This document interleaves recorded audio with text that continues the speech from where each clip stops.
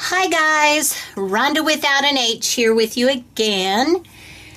Continuing on in my brown paper bag series. I've shown you how to make the paper from the brown paper bags. I have also shown you how to do a pocket. I've shown you how to do a waterfall. I've shown you a couple of embellishments that you can do, and today I'm going to show you, which is really quite simple, putting 4 pages together so you can do a flip through. Basically, okay, where you got a big pocket, I have stitched around the sides. I've finished. This isn't a flip through yet. I still have a little bit more to do before I actually do that for you. But I have finished everything but these last 4 pages that I want to show you. It's just really simple. I mean, this is just a really simple little deal. If you have made your pages the right size, then you should have no problems with this. Okay, basically, let's set those out of the way for just a minute. You have 2 pages that are folded in and 2 pages that are folded out, and you put them together and then you just line them up. You can use whatever method you prefer. I also have some clips, but I had these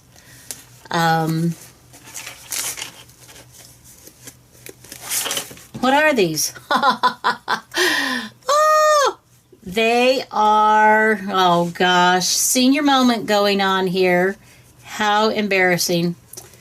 I'm sure it will come to me. So I am just on every corner. Paper clip. It's a paper clip. I knew it. You knew I knew it, right? All right. So that's, I mean, hard, right? That is tough, guys. Alrighty. So I'm going to take this to my sewing machine and I am going to stitch all the way around. Well, not all the way around. I take that back. 3 sides. I'm leaving the top open so I have pockets. All right, so I will go ahead and stitch that on my machine. When I do that, I do back and forth just a little bit here to give it sturdiness, and on this end too, so that the pocket itself, that your threads don't come out, pull out, and your pockets start to unravel. Just a little bit though, because remember, you're stitching through paper and fabric, and you don't want it to rip. And if you stitch it too close together, and if you stitch it too much, you can create almost a perforated edge where it can rip easily.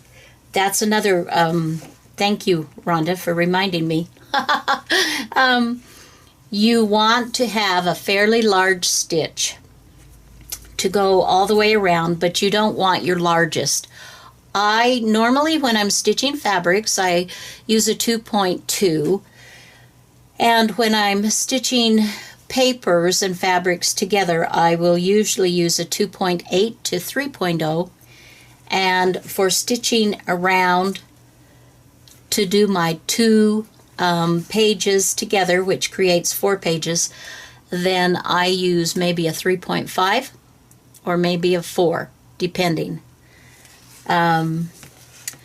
when I'm stitching to bind the center to my book, I either do it by hand, or if I'm stitching by machine, then I use the largest stitch that my machine accommodates, because I don't want that center to be perforated.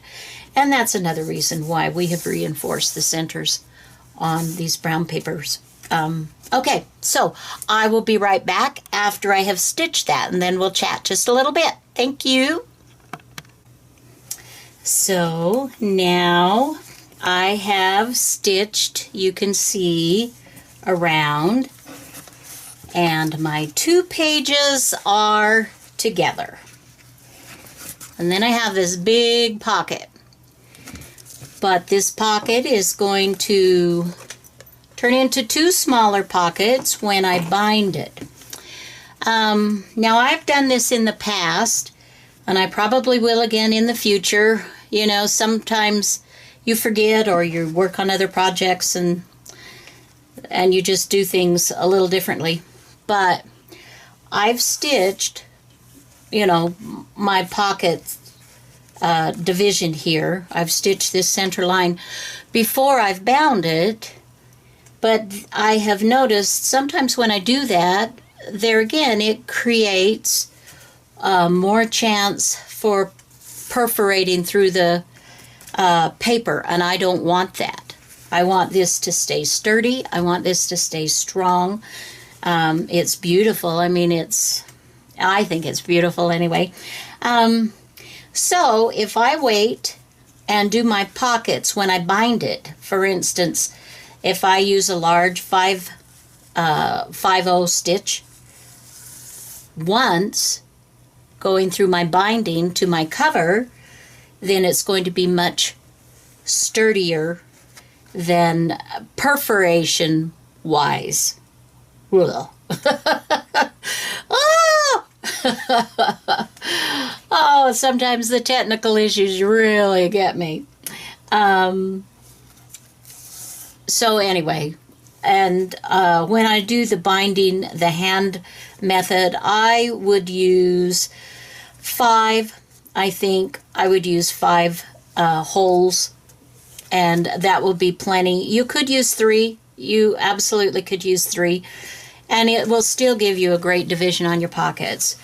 But as you can see, guys, this is just super fun.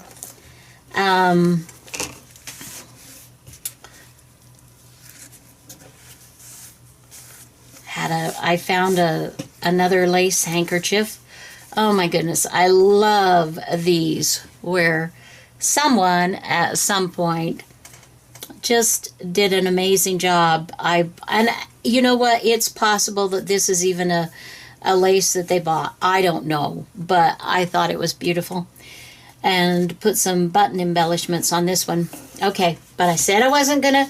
Now I'm starting to lie here. So I have my 3 decorative signatures, which include 4 pages each and 2 pockets each with each signature. And then I have 2, as I like to do on my journals.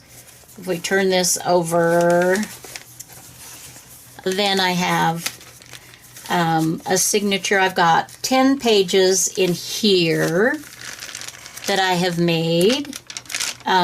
This is all coffee dyed, just regular type paper. And then I was fortunate to find a ream of this paper that you use when you're very young to learn how to do your letters with. And so I have that, and listen to this, guys. Do you hear that? Yay! Yummy, yummy, yummy. Okay. And this, of course, is the 8.5 by 11 sheet of paper folded in half. And then what I have done is I have stitched in the center. Where's the center? Where's the center? Where is the center, guys? You're hiding it from me. Well, as you can see, there's the center. What I did on this, and you can do this if you're concerned at all, is I reinforced a couple of these with some washi tape. I didn't really need to, but I kind of like the washi tape actually too, and so I may go ahead and do that with all the pages. I don't know. But this is ready to be put in. I love this. I love the crinkle, everything. And then we have another signature with, and of course we've created 2 pockets, and you can put more paper in here. And when you're doing it, all you have to do is measure, because it depends on how far in. I'm not going to give you a size. It depends on how far in you stitch to do your pages together. So you just measure that. And then I did another signature. This also has 40 pages in it, just a cream colored. And this was this was a huge pad of graph paper, and I got it and I cut it all up into sheets that I could use in between. Anyway, I do the 3 and the 2. And you know what? As I'm looking at this, all right, you guys, I know you know what's wrong. I know you know it. Come on, say it out loud. What doesn't fit? What doesn't fit with my brown paper bag journal? Ah! Ah! Yes! This is awful. I mean, it's delicious, but no, look, you guys, at the difference. This is delicious and crinkly and fatty, and oh, it's going to make wonderful journaling. And this, so I am likely going to do a new signature here. Maybe I'll undo these and coffee dye these papers as well.